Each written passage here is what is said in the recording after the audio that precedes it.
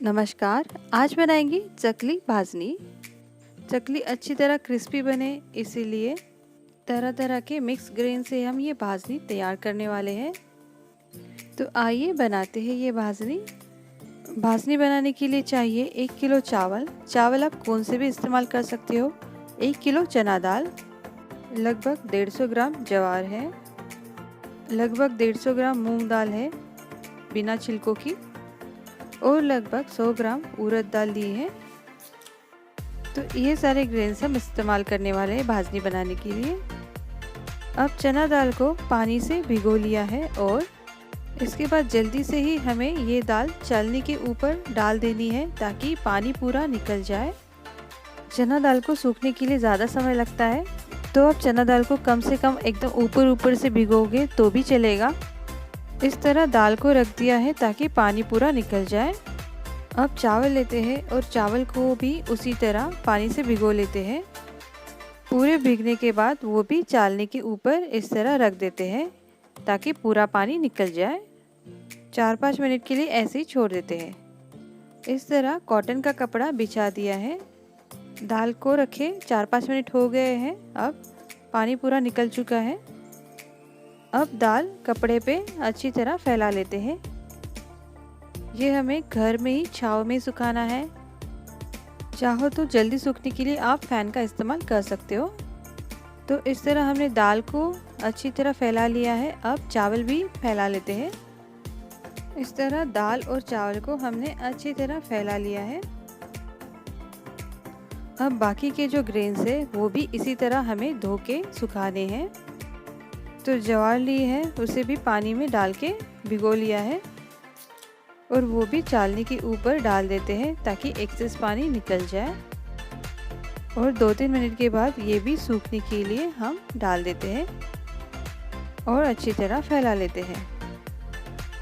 अब सेम उसी तरह मूंग दाल ली है, उसे भिगो लिया है और वो भी चालनी के ऊपर डाल दिए हैं।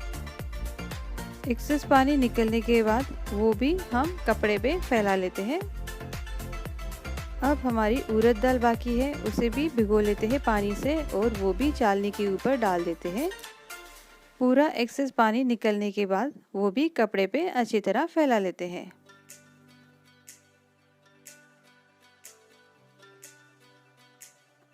अब हमने सारे ग्रेन्स को अच्छी तरह सूखने के लिए डाल दिया है। हमें सबको बहुत ज़्यादा ड्राई नहीं करना है, पर 4-5 घंटे के लिए छांव में ही ऐसे ही सूखने के लिए हमें रख देना है।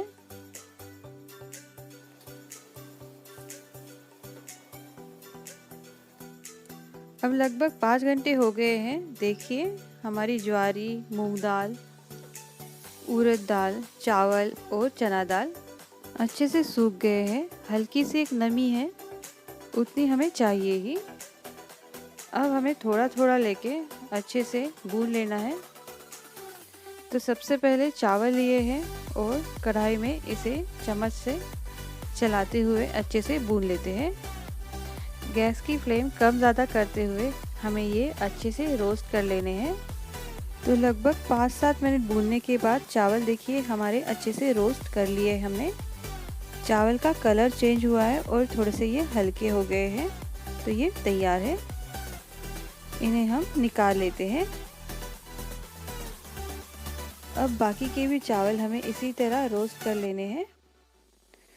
तो बीच बीच में गैस की फ्लेम थोड़ी कम थोड़ी ज़्यादा करते हुए हमने ये सारे रोस्ट कर लिए हैं और सारे चावल हमने अच्छी तरह भून लिए हैं और चावल हमारे रेडी है बनके। अब सेम इसी तरह हमें दाल को भी भून लेना है।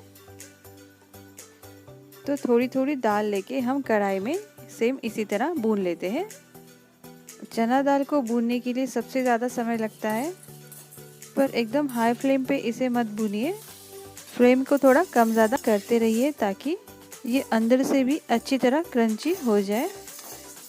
तो चना दाल को लगभग हमने 10 मिनट तक भूना और देखिए इस तरह ये तैयार है। इसे हमने जो चावल रोस्ट किए हैं उसी के ऊपर डाल देते हैं और बाकी की भी चना दाल हम इसी तरह रोस्ट कर लेंगे।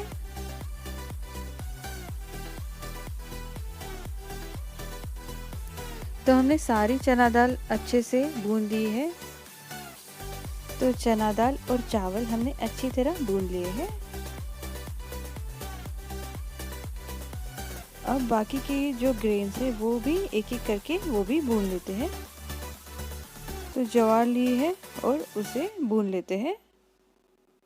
गैस की फ्लेम कम ज़्यादा करते हुए चम्मच चलाते हुए हमने ज्वार को भी अच्छी तरह भून लिया है।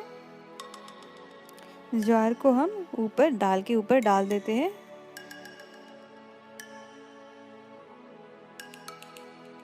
अब मूंग दाल को भी अच्छी तरह रोस्ट कर लेते हैं।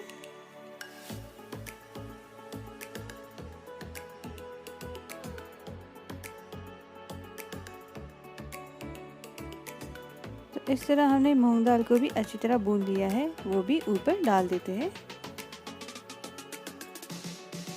अब रही उड़द दाल, उसे भी अच्छी तरह भून लेते हैं। अच्छी तरह भूनने के बाद इसे भी ऊपर डाल देते हैं। अब हमारे ग्रेन्स तो ख़त्म हो गए, पर हमें और कुछ चीज़ें मिलानी है। 50 ग्राम के आसपास थिक पोहा लिया है और 100 ग्राम के आसपास साबूदाना लिया है। तो इस थिक पोहा को हम अच्छी तरह भून लेते हैं। अच्छी तरह भूनने के बाद ये पोहा भी हम ऊपर से मिला लेते हैं। अब जो हमने साबूदाना लिया है 100 ग्राम, इसे भी हमें थोड़ा भून लेना है। भूनने के बाद ये भी हम ऊपर से मिला लेते हैं। अब भाजने की खुशबू बढ़ाने के लिए इसमें डालने वाले हैं धनिया और जीरा। धनिया लगभग 100 ग्राम है और जीरा 50 ग्राम। तो धनिया को भी अच्छी तरह हम भून लेते हैं। धनिया अच्छे से भूनने के बाद वो भी ऊपर से मिला लेते हैं। अब जीरा को भी भून लेना है। जीरा अच्छी तरह भूनने के बाद वो भी ऊपर से मिला लेते हैं। अब सबसे लास्ट हम इसमें डालने वाले हैं मेथी दाने। मेथी दाने से बहुत ही अच्छी टेस्ट और खुशबू आती है, पर ये बिल्कुल ही ऑप्शनल है। अगर आपको पसंद है तो ही आप ये डालिए। तो ये लगभग 10 से 15 ग्राम मेथी दाने हमने लिए हैं। इसे भी अच्छी तरह हमें भून लेना है। मेथी दाने अच्छे से भून जाने के बाद वो भी ऊपर से मिला लेते हैं। अब हमने सारे ग्रेन्स को बहुत ही अच्छी तरह भून लिया है। उसमें धनिया, जीरा, मेथी दाने भी डाले हैं ताकि एक अच्छा टेस्ट आए। अब चम्मच से सबको अच्छी तरह मिला लेते हैं। अच्छी तरह मिलाने के बाद हमें इसे चक्की पे बारीक कर लेना है और एक आटा बना लेना है इसका।